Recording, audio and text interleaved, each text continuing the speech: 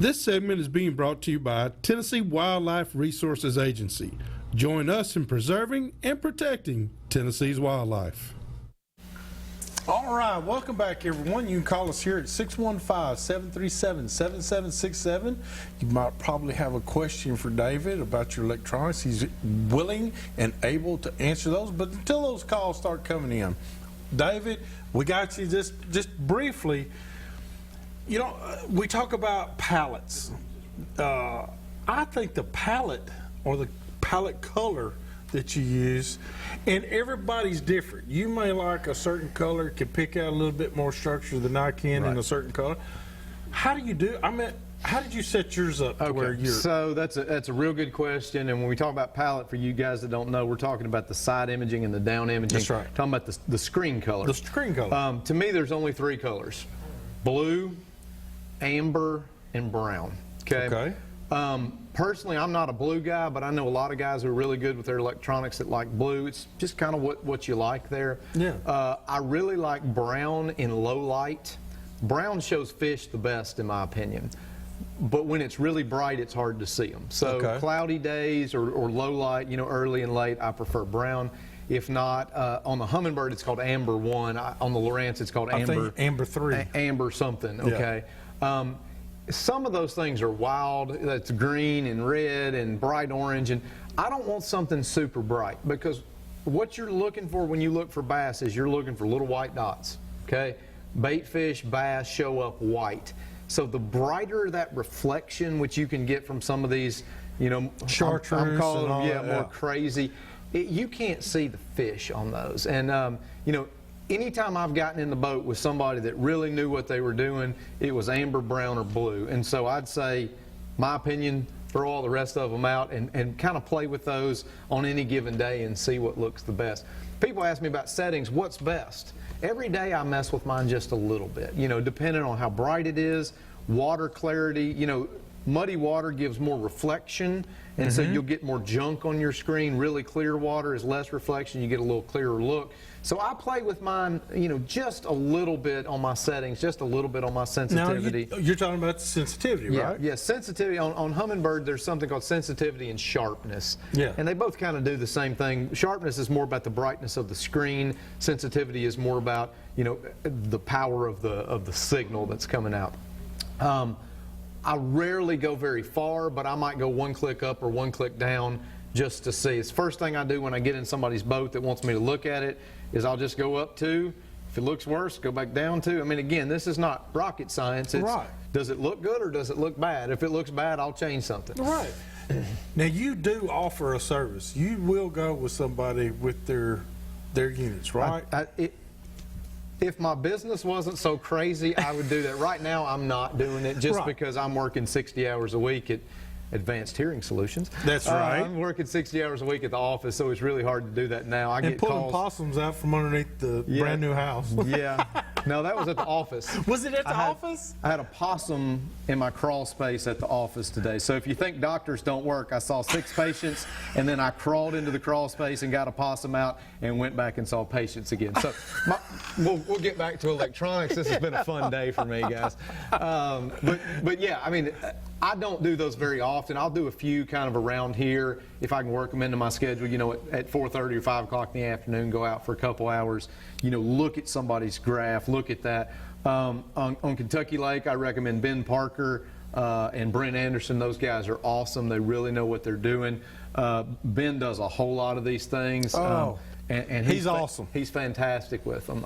So that's who I'd recommend. And don't get me wrong, I love to do them. It's just, it's only so many hours in a day. So many hours in a day for you in there. And I'm telling you, anything else you want to add? Because I know we've touched on sensitivity. We've touched on what kind of maps to try and go.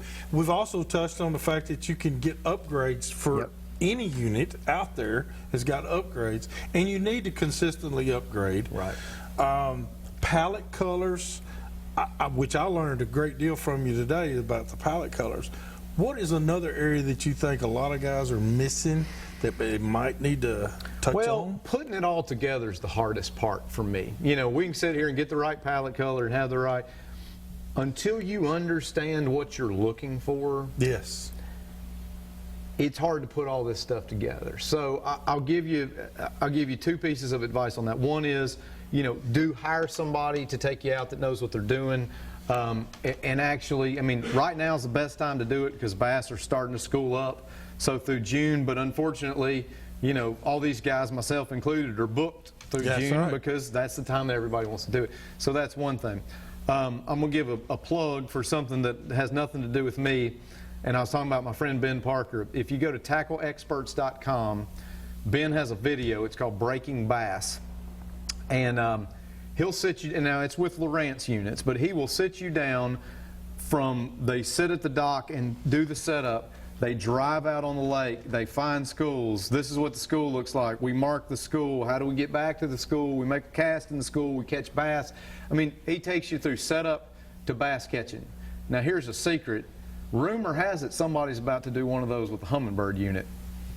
Could be yours truly. I think so. Hopefully pretty soon we'll have kind of the same thing for that. But if you run Lowrance units, I definitely recommend that. Like I said, I know some retailers have them, but I know tackleexperts.com, you can order those off of there. And Kevin will be here next week. Okay, good. Matter of fact. Good. And we're going to have some of those videos here for people to look at. Yeah, so. I went to I did a Humminbird seminar when Ben did a Lowrance seminar and watched that video. And I mean, it's really good. I mean, it's something that anybody can watch and learn a lot from and be able to go out and put into practice. I told Ben, I said, man, you're giving away too many secrets. You don't need to tell everybody all that stuff. He wants more people to catch fish. We got a caller here, and we got Joe. Joe, how can we help you tonight? Yes, you. I'm hoping y'all can help me out here. I've got an old depth finder that I bought from a pawn shop many years ago. I'm disabled and I can't afford to go out and get any $200 stuff. And this is an old Super Pro ID made by Eagle. Okay. And it's all self-contained. It takes 8 D batteries. And it has suction cup inside of the casing. You pop it open, pull out the line, hook it to the side of the boat, flip it on. It's got up and down gauge on the front, and it's got a menu and a on, off, clear buttons on the front of it. And sometimes I'll be going along in the water, and it'll tell me I'm 16 feet of water, and then all of a sudden it'll tell me 600 feet of water. Yeah. Yeah, that's a transducer problem, probably. So the transducer is the thing that you put over the side of the boat that sends down your signal. Usually when that happens, it's either the transducer's moving or you've got some electrical interference. A lot of us have experienced that with the trolling motor. We'll have a transducer on our trolling motor, you'll hit the button, and there's some kind of electrical interference, and all of a sudden it goes from 15 feet to 3,000 feet, and you're trying to figure it out. So, short of getting a new unit or getting a new transducer, the only thing I could tell you on that is make sure that it's seated pretty firmly where it's not, touching the metal of the boat, or it's not kind of wiggling around, because I'll bet you wiggling around. Again, this is a diagnosis from a distance, but that would be my guess as to what's going on. And if he's moving in the water, there's got to be some. I'm suction cupping it to the side of the boat. Right. Okay. Right, so waves can do it, the boat vibration rocking, can do it. Vibration can do it, yeah. I mean, transducer mounting is extremely important, and It is. I know you're talking about a little bit more basic application, but when we talk about these big expensive units, where that transducer is mounted and it getting a good signal is everything with how that unit works. That's right. And the transducer he's using with the suction cup, it takes a lot of vibration. It'll sit there, water current hitting it. Right. Because it's just a piece of plastic holding it up there. The motors would be better. Do what now? Further away from the motors to where I attach it would be better, or what? I think if you attach it to the rear of the boat would be less drag on it than if you put it on the side. I think that's right. I would try that, Joe, with just maybe put it on a suction cup at the back of the boat and have it going right.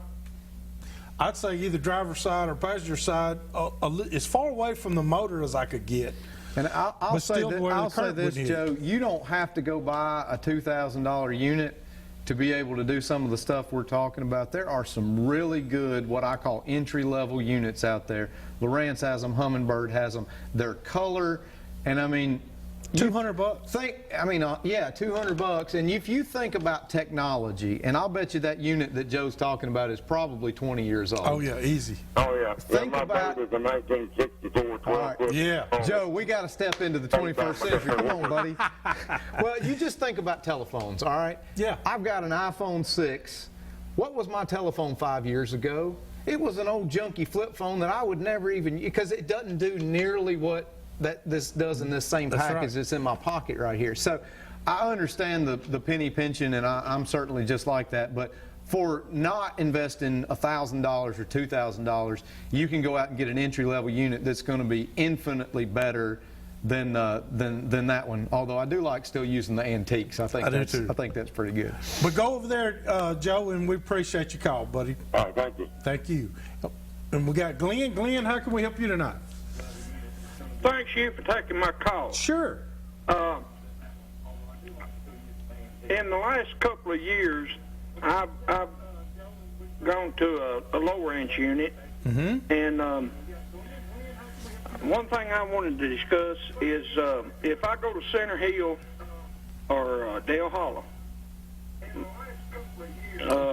what I'm concerned about is I have to go to an East Tennessee pickup to pick up Center Hill and Dale Hollow.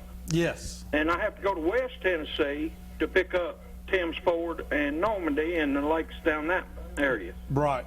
My question is, if I have this thing updated, can they take that off? Now, I know from Lawrence is running an ad on Facebook going, if you'll pay $100 and take your SD card, Yes. whether it be the Navionics or whatever, the Platinum or the, what was the other one, Platinum or Premium, I Premium. If you'll put that in your computer, you can go to Navionics, and for a $100 charge, they will upgrade automatically that SD card, put 1 foot increments on it, and it covers 1,800 lakes. Yeah. Okay, so that's if you got the southeast and then the south chips, Yeah. you're null and void in one of those chips. Yeah. Because this now will go for $100. It'll put all of them on there. Even if you want to go to Michigan, Wisconsin, and fish those lakes are on there. If you want to go to Colorado, you want to go to Texas, Louisiana, and then back to Tennessee, you're covered. Over 1,800 lakes on theirs. Great.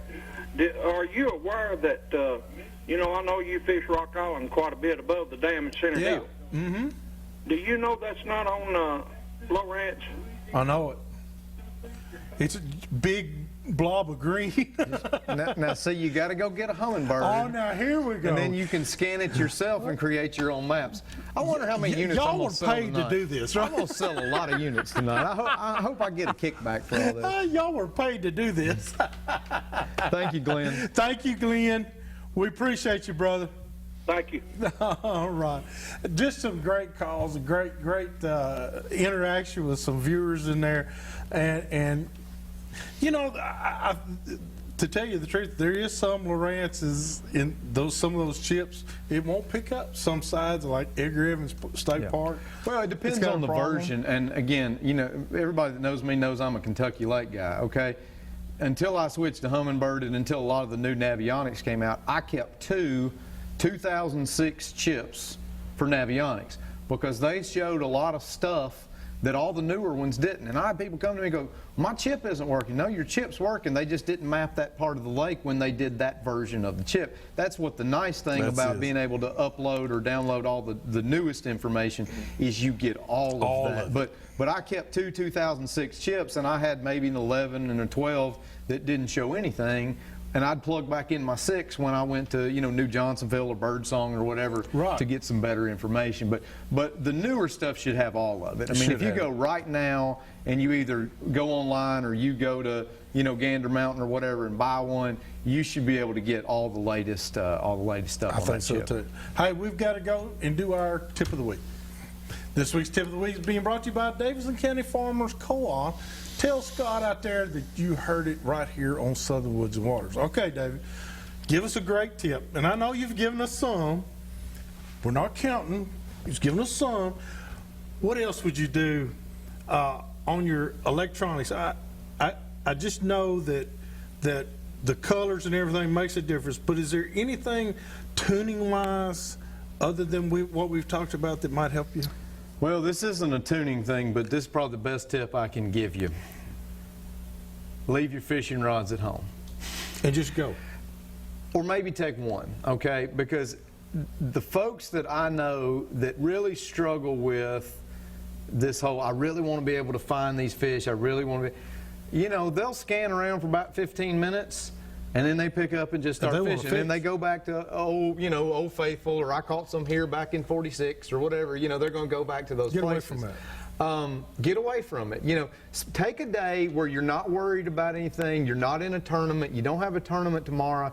Go out on a weekday when you can idle around, and don't make a throw until you really, really think you see them. Because once you do that, and once you do that twice, and then 3 times, and then 4 times, you really, really start to understand what you're looking for. You know, I didn't just do this overnight, and not that I'm claiming to be the world's greatest at it, but, you know, I started doing this. I hope J.D. Coleman's watching, because he was with me. I was doing this with a Lowrance 332C 12 or 13 years ago. I was looking for them on the sonar and finding schools and not casting until I saw the school. Now, that was, a lot of people weren't doing it back then, but I started getting confidence in it. And back then I might scan for, or drive for 2 hours and fish for 10. Now, when I go out practicing, I might not make 30 casts in a day, the day before a tournament, because I spend all my time really looking at it. So if you want to get good at it, that's the best tip I can give you. That's awesome. Spend some time staring at that screen. Don't worry about fishing until you're sure that you see them, because that's really rewarding when you go, hey, that's them, and you throw in there and you catch one on the next cast, and you catch one on the next cast. That's really the reward for all that time idling around. Okay, boss, I may call in sick for a couple of days next week, but we'll be right back. Well, I got to tell you first, I got to lead off to this. This guy I met at West Haven Baptist Church, he made a dish of beans that I promise you, I would have kicked my mama away from the table because I didn't want the competition. I promise you, this guy has found the secret to the best baked beans you'll ever wrap your lips around. You got to be right back to see this recipe. Hurry back to more Southern Woods Waters.